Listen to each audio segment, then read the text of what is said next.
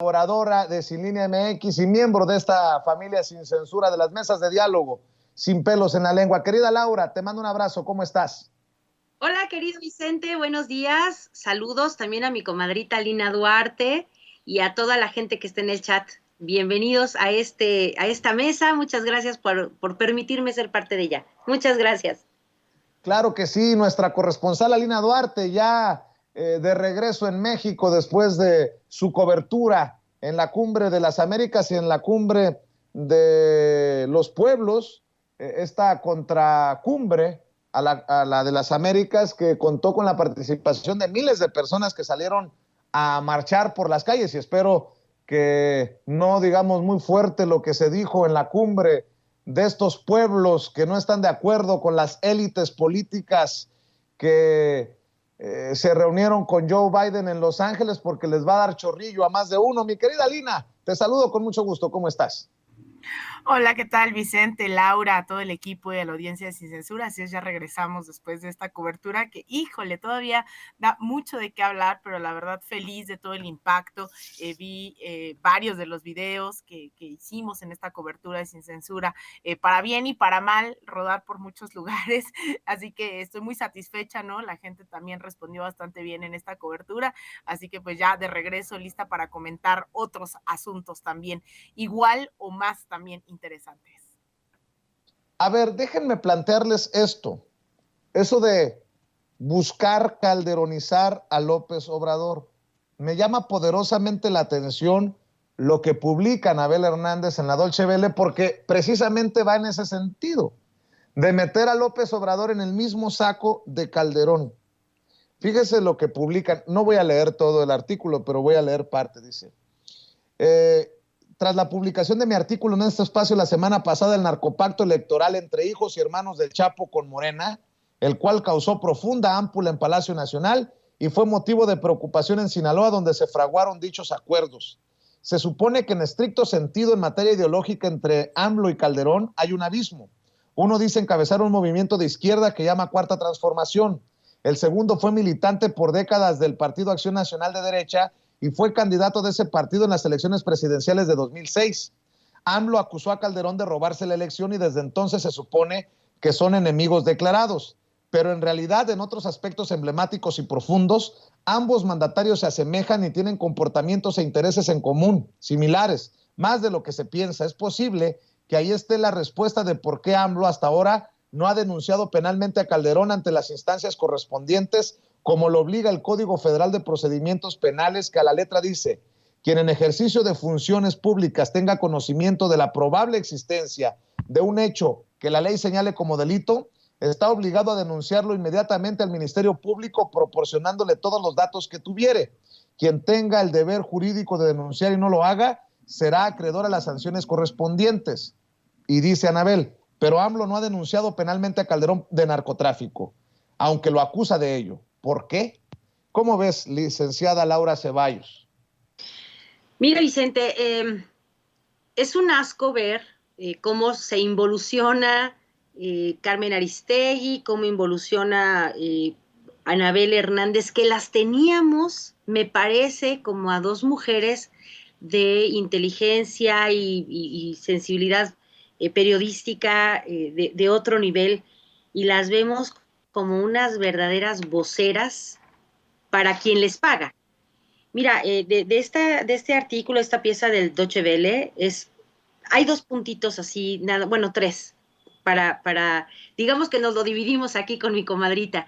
Primero habla de que el presidente no lo ha denunciado porque es una especie como de omertá, como somos iguales, no te denuncio. No, a ver, que no se equivoque la gente y que hagamos un poquito de acopio de memoria. Cuando Andrés Manuel no era presidente durante todo el sexenio de Calderón, de 2006 a 2012, presentó un montón y acompañó a otro montón de denuncias sobre un montón de temas en contra de Calderón. De hecho, hay varias denuncias que están detenidas y hay que ser también justos. La Procuraduría de antes es prácticamente en un 90% el personal heredado en la Fiscalía. Y no le estoy quitando la responsabilidad a Gertz Manero, pero las denuncias que se pudieron haber hecho con pruebas que se tenían, se hicieron entre 2006 y 2018, cuando Andrés Manuel era opositor. Entonces, aquí Anabel miente con todos los dientes, con toda la cizaña de que es capaz, y trata justamente de ponerle, de homologar. Uno es tan malo como el otro, uno es asesino y el otro, pues, como lo encubre, también es malo. Y no, aquí Anabel verdaderamente ha perdido el piso de una manera grasa.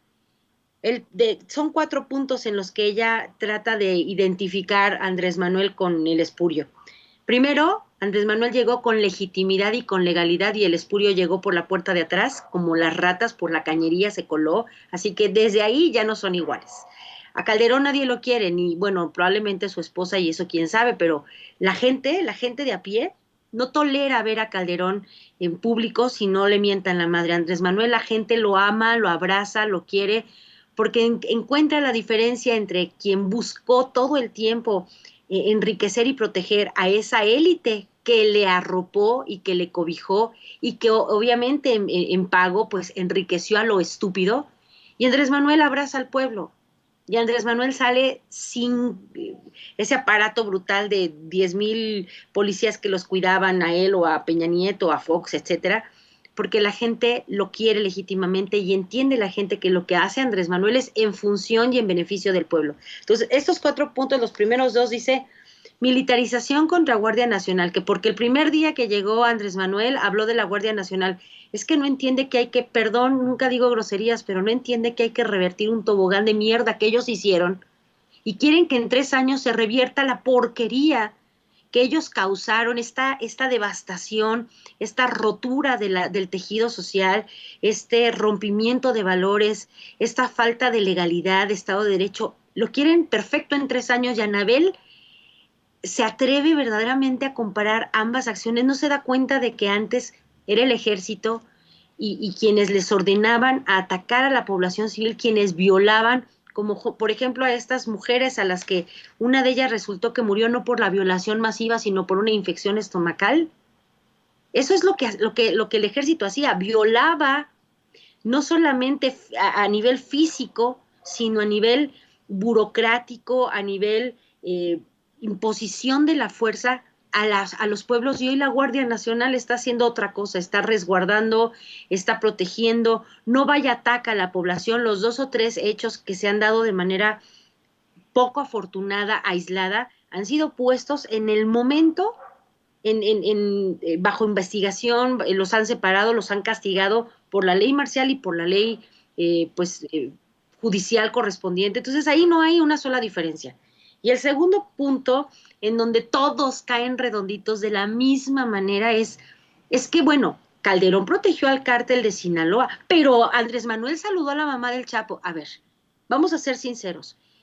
Mi mamá, que no sé dónde esté, pero ahí en donde esté, pues no tuvo nunca una sola responsabilidad de las acciones que yo hice como adulto independiente. La mamá del Chapo es una señora muy grande, 90 y pico de años, que lo único que quiere, como la mamá de cualquier persona, es abrazar a su hijo por última ocasión, porque no lo ha visto desde no sé hace cuántos años que no lo ve, y en un acto humanitario el presidente se acercó a decirle a la señora, pues dame tus papeles y a ver qué se puede hacer, si lo puedes ir a ver, no por intermedio del presidente, sino por una situación que se tiene que dar con el gobierno de los Estados Unidos.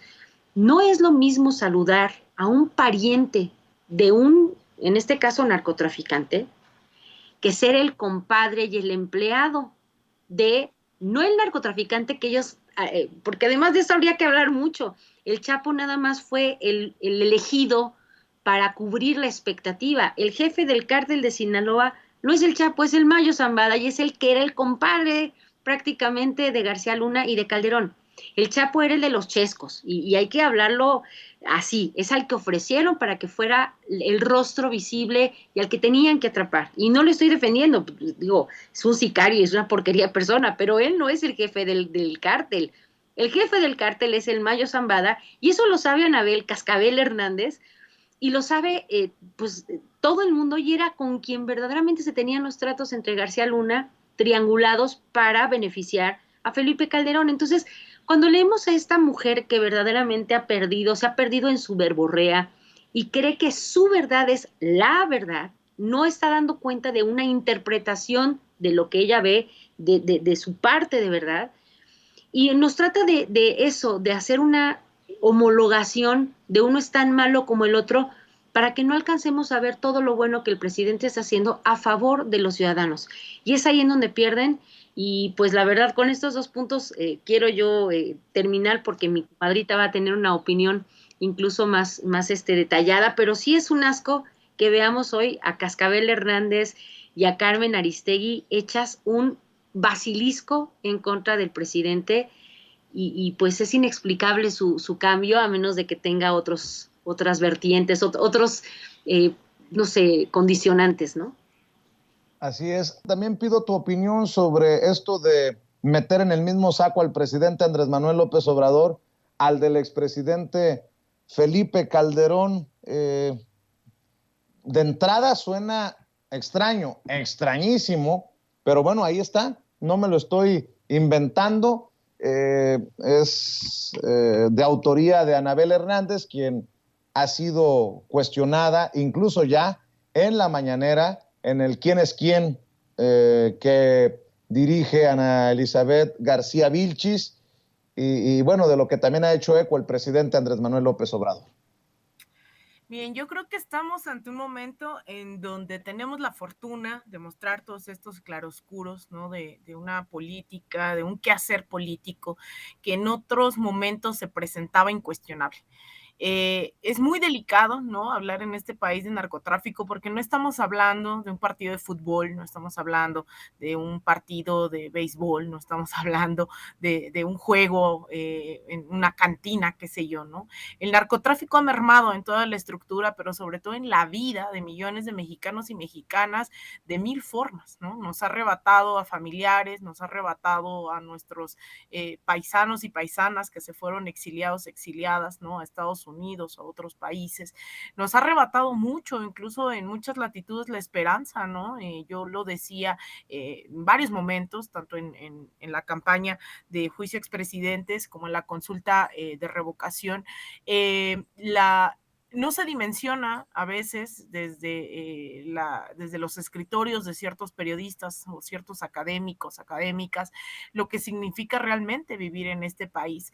El narcotráfico no es un cuento, el narcotráfico es que haya campesinos, ¿no? Que se les haya obligado a cambiar sus cultivos, es gente desplazada, son territorios ocupados, son lugares donde tú vas, ¿no? Y solo ves a gente armada andando a plena luz del día en estados como Michoacán, como Tamaulipas, son fosas clandestinas.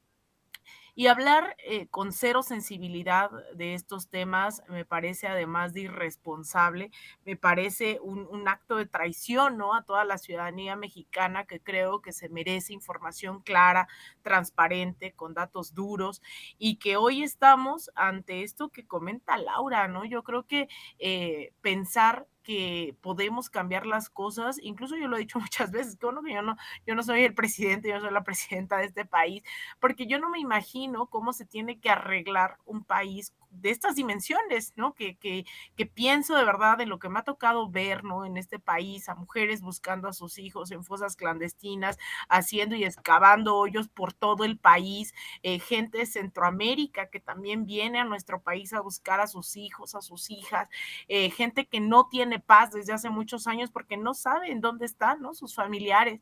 Entonces, yo sí creo que el 1 de julio, ¿no? En julio del 2018 y en diciembre del 2018, no cambiaron el 100% de las cosas y estamos en un periodo de transición. Sería muy difícil creer que en aquellas fechas o con un cambio de presidente, imagínense qué fácil yendo a votar cambiamos absolutamente todo, ¿no? Creo que es un primer paso de un largo camino por andar, y creer que todas las estructuras del crimen organizado ya salieron de ciertos partidos políticos, de ciertos puestos de gobierno, de ciertos tomadores de ejercicios, ¿no? Incluso Ayotzinapa nos demostró esa alianza, esa masa en el tejido social entre el narcotráfico, Estados Unidos, militares, Marina, es mucho más complejo, ¿no? Yo creo que asegurar este tipo de cosas no tendría no tiene cabida dentro de la seriedad de los análisis que se tratan de hacer, que se tratan de poner para realmente explicar qué es lo que está pasando.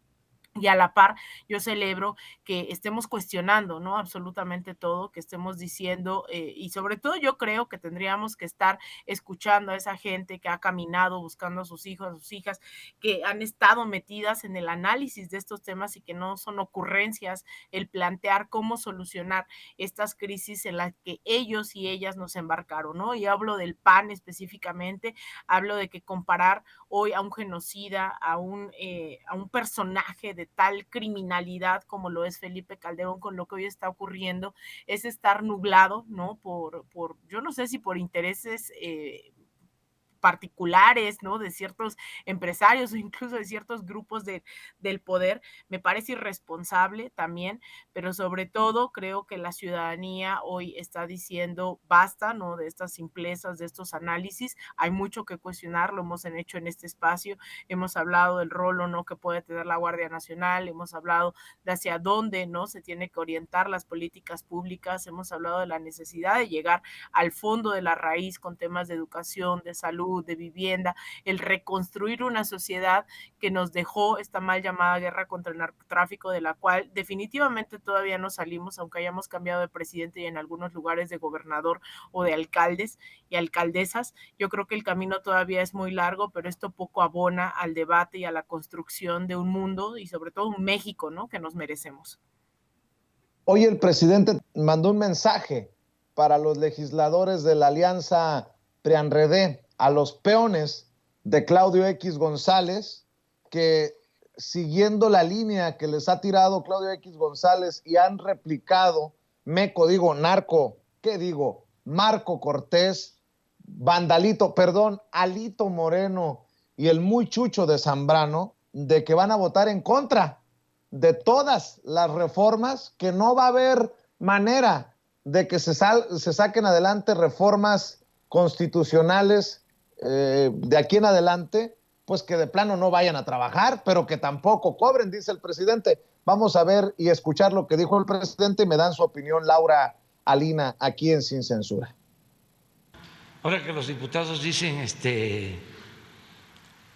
los legisladores o los dirigentes del bloque conservador, que va a haber una huelga, una moratoria, que no van a aprobar ninguna iniciativa de reforma constitucional.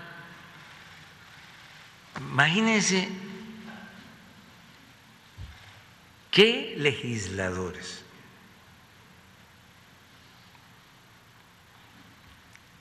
¿A quién perjudican? Al pueblo. Entonces, que ya no vayan, si no van a legislar, que no vayan a la Cámara de Diputados, que no vayan a la Cámara de Senadores, nada más que no cobren, que pidan licencia, porque están declarando que no van a aprobar nada.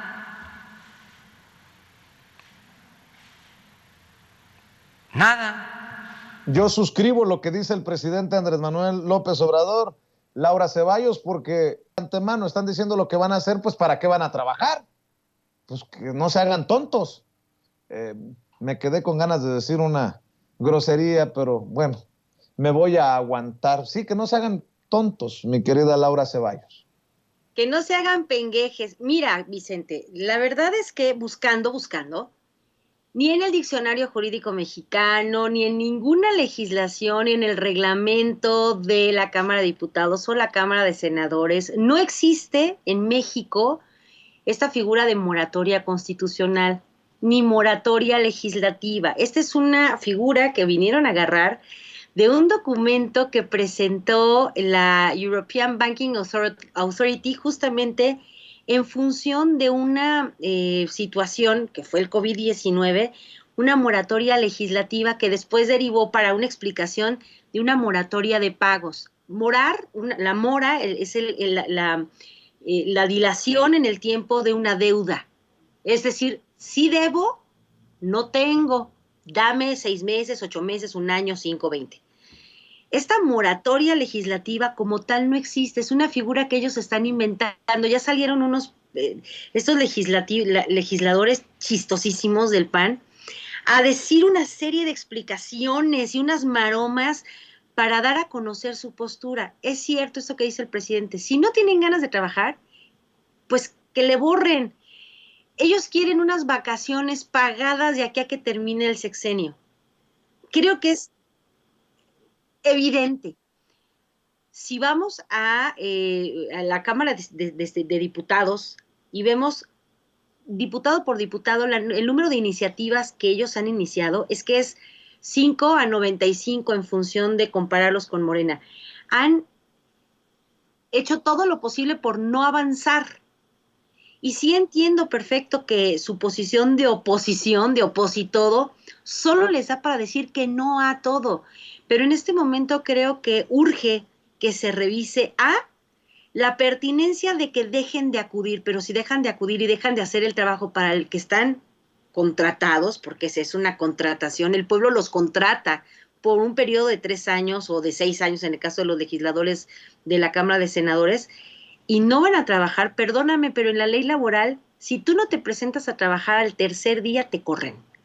En este caso ellos van a ir para hacerse tarugos, pero no van a hacer sus labores, es que también te corren. O sea, yo no me imagino a una persona que trabaja en un banco, en una refresquera, lo que tú me digas, y que se siente a hacerse güey, a checar su teléfono y le paguen por estar ahí de cuerpo presente 8 horas, ¿verdad que no? Entonces, yo estaba leyendo en redes que la gente ya se puso las pilas y dijo, nos vamos a organizar para ponernos afuera de la puerta de la Cámara de Diputados. Cuando lleguen, no los vamos a dejar entrar. De todas maneras, no trabajan, pues entonces que no entren. Y no tienen una sola razón. Primero porque, como te digo, esta figura de moratoria constitucional que ellos dijeron, o moratoria legislativa, no existe. Y lo que ellos quieren justificar es, no nos van a obligar. Ah, ¿no? Pues entonces, si no quieren, que le borren. Son nuestros empleados, nosotros los pusimos ahí. Bueno, yo no, porque nunca en mi vida he votado por semejante cascajo. Pero técnicamente los votantes que los pusieron ahí, pues los pusieron precisamente para ir a trabajar, no para hacerse güeyes. Entonces, que no vayan, pero que no cobren tampoco. Yo estoy perfectamente de acuerdo con lo que dijo el presidente y creo que es necesario pues ahí sí que los prianredistas que votaron por ellos chequen si no van a trabajar, quieren que se les siga pagando, ¿verdad que no? Entonces creo que la gente tendremos que estar tomando acciones ya más directas ahí, apostarnos afuera de la Cámara y no dejarlos que entren. Le agradezco. En unos segundos, en unos minutos, voy con la secretaria general de Morena, la senadora Citlali Hernández, que la veo llegar al sistema. Eso será después de también escuchar la opinión de la Duarte, nuestra corresponsal, sobre esta moratoria, de esta vacilada de los legisladores del PRIAN-RD, seguramente siguiendo la línea que les ha dictado Claudio X González Salina. Totalmente, ¿no? Yo creo que es muy difícil creer que a estas alturas ya se les ocurren eso a una oposición que ya en realidad está ahí cobrando sin hacer más que show, ¿no? Más que circo. Yo definitivamente creo que esto es resultado, y no hay que minimizarlo, de esta politización de la ciudadanía, ¿no?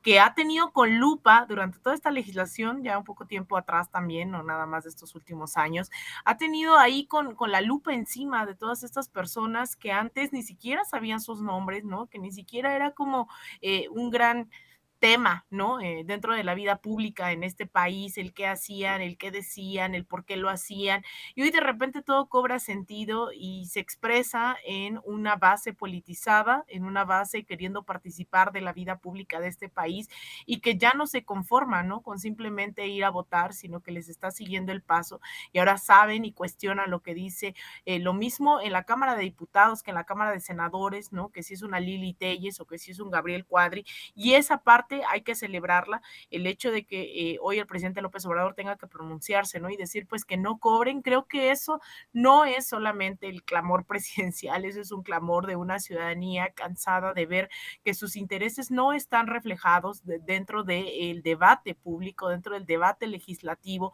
entre esos personajes.